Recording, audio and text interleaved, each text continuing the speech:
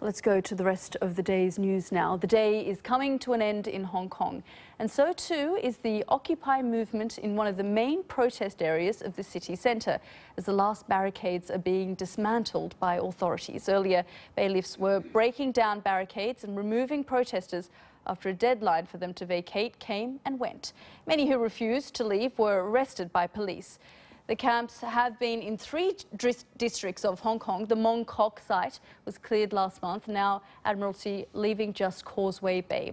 Well, to get more on this, let's cross live now to Hong Kong and speak to my colleague Babita Sharma. Babita, what's the latest there now?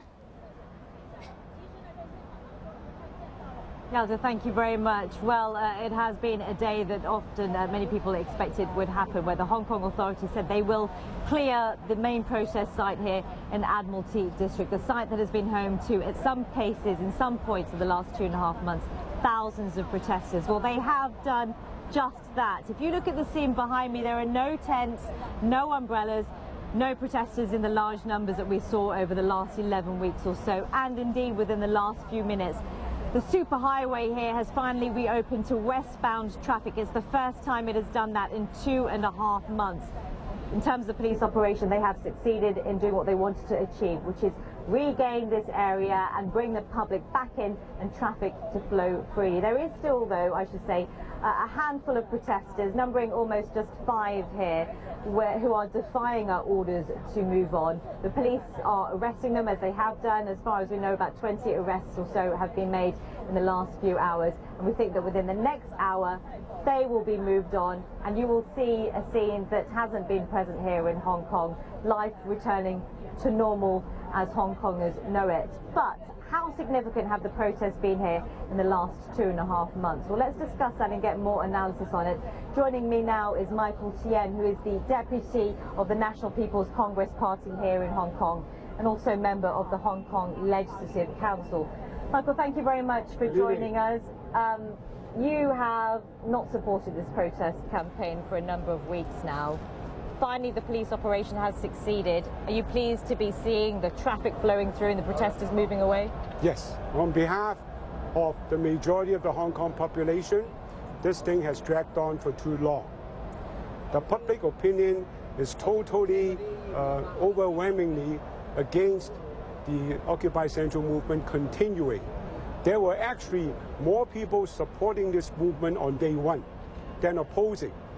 But the same university that conducted that poll around mid-November, after the radicals stormed the Legislative Council building, had taken a major turn. So that was a turning point. Yeah, but you can't deny the fact that tens of thousands of people did come out in the course of the pro-democracy movement here in the heart of Hong Kong's financial district. They did so in large numbers, angry at China's plans to control the nomination process for the territory's next leader in 2017. That is the principle of what people have been calling for: full, free, fair democracy. What do you think is going to happen now?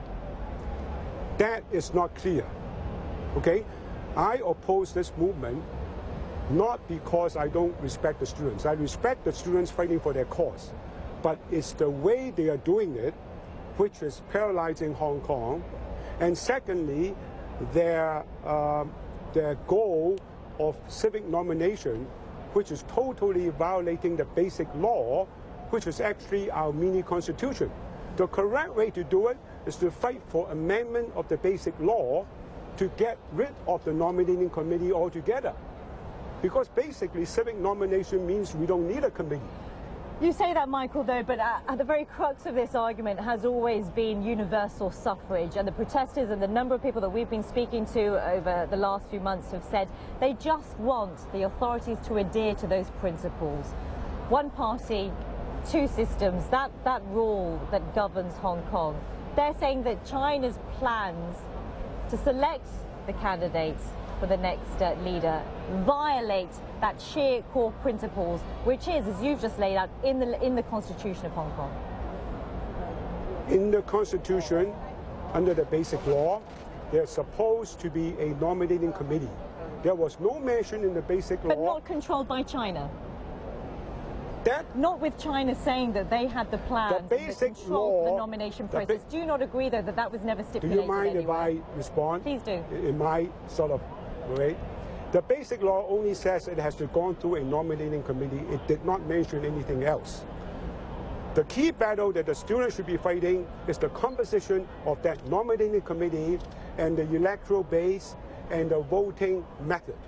Instead, the whole Occupy Central movement is about civic nomination, which is totally basically bypassing the nominating committee, which is not in line with the basic law. I think that is really the biggest problem that I have, and with a lot of Hong Kong people. If they had come out on day one saying they accept the nominating committee, but they want to discuss about the detail of the formation of that committee, who would be putting these 1,200 people into office, okay, that's a different matter. Okay, well, let's discuss that final point then. Yes. You know, if China, as you're saying, they haven't decided yet, but we're led to believe... They're leaving it up to us, leaving up to Hong Kong. What happens then if that happens? What would you say to the people of Hong Kong to do in that situation? If China do say they want to control the nomination process? How can China say they want to control? The Hong Kong government still needs to consult the Hong Kong people as to the details of this 1,200 nominating committee, whether there's any the formation of the electoral base. This hasn't even started. Okay, well, I'm sure we are now 3 months behind this process. Well, we'll wait and see what happens, Michael. I'm sure the political debate here will continue, because whatever happens, yes, the protest site here has been cleared in Admiralty District, but as you've just been hearing, passions are still inflamed on both sides of the political argument here. Whatever happens next, the political dialogue is set, the political landscape here is set in Hong Kong, and the conversation continues. Thanks very much, Babita.